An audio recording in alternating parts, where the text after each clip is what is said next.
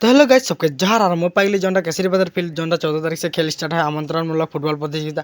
पहला दिन ना असली खेलते और मैं आज सेकंड दिन खेलते तो तोरा भिडियो स्किप ना कर चलो भिडियो स्टार्ट करो और आज के खेलटा अंदर नारकोटी आपसी भेसेस नाहली आपसी और ये देखे पूरा विशिष्ट व्यक्ति यहाँ बैठे है और तोरा भिडियो स्किप नहीं करवा लास्ट तक देखते थे बहुत बढ़िया लगे आज के मैच।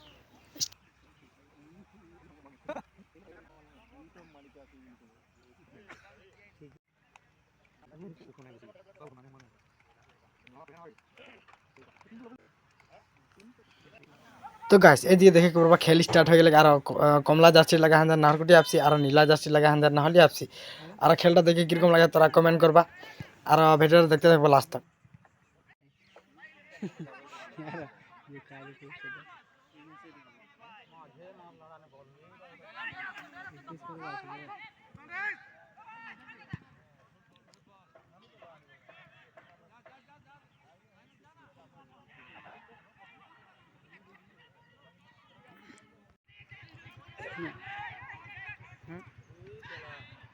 परीक्षा दे रही मैं दे रही था परीक्षा में नंबर कम वाले।